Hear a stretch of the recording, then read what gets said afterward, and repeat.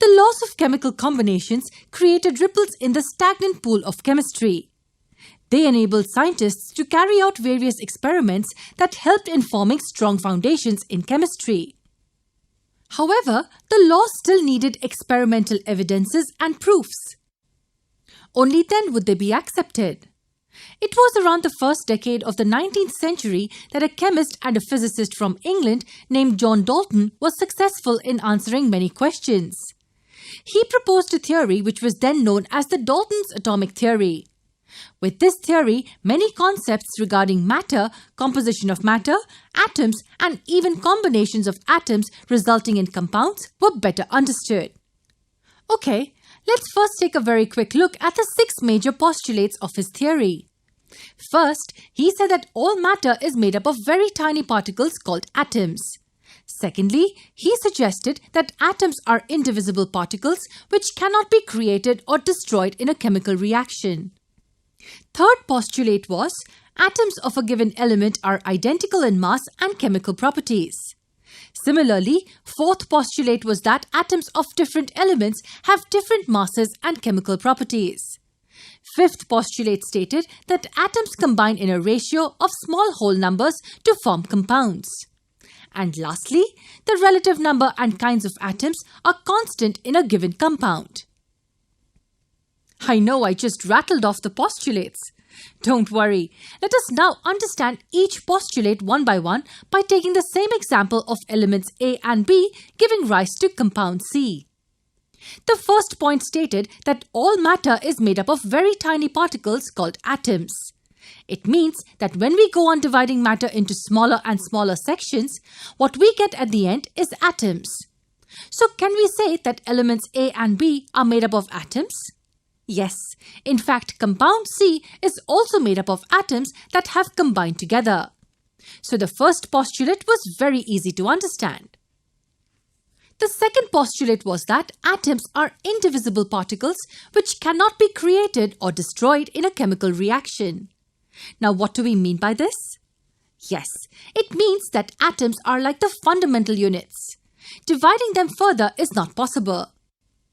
Also, in a chemical reaction, atoms may combine together to form new units. However, no new atoms can be created and existing ones cannot be destroyed. So in this case, the atoms of element A and B are just combining to form compound C. So can we say that no new atoms are formed in this case? Yes, and similarly, no atom is destroyed. Let's move on to the third one now. The third postulate states that atoms of a given element are identical in mass and chemical properties. If we zoom into the element A, we find all the atoms that make up element A are just the same. And in what sense are these same? The atoms have identical mass as well as chemical properties. In simple words, the third postulate states that all atoms of a given element are identical. And does this explain the fourth postulate too? Yes, the fourth postulate states that atoms of different elements have different masses and chemical properties. So are we able to notice that atoms in element A are different from those in element B? Absolutely. And in what sense are they different? Atoms in element A and B have different masses and even different chemical properties.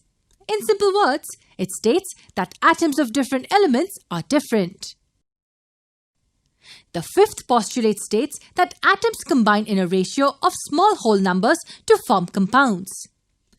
Now, what do we mean by this? In this chemical reaction, we find elements A and B reacting and giving us the compound C. If we observe well, a unit of compound C has 2 atoms of element A and 1 atom of element B, right? So aren't these whole numbers? Yes, this means that in any compound, the elements are always present in a ratio which comprises of whole numbers. You will not find half or 3/4 atom combining with the other. In case of water, we always have 2 hydrogen atoms and 1 oxygen atom combining to form 1 unit. In 1 unit of carbon dioxide, we have 1 carbon and 2 oxygen atoms. The same holds true for all compounds. The number of atoms of a particular element in a compound will always be a whole number. Now for the last one. The sixth postulate states that the relative number and kinds of atoms are constant in a given compound. The same explanation that compound C has 2 atoms of element A and 1 of element B makes us understand this. Yes, if we scan compound C, we will always find 2 atoms of element A and 1 atom of element B in a single unit. And this is applicable for all compounds. We've already looked at 2 examples, water and carbon dioxide. In case of 1 unit of water, we always have 2 hydrogen atoms and 1 oxygen atom. And in a single unit of carbon dioxide, we have 1 carbon and 2 oxygen atoms. Carbon monoxide has 1 atom of each, that is carbon and oxygen. While 1 unit of ammonia always has 1 nitrogen atom bound to 3 hydrogen atoms. So the number of atoms will always be constant in a unit of a particular compound. In a nutshell, all these postulates help chemists to further understand behaviors of elements and the compounds formed from them. But for understanding these elements and compounds, knowing the concept of atoms is necessary. Let's get to know what exactly these atoms are, how they exist, their mass, and many such interesting concepts in the upcoming videos.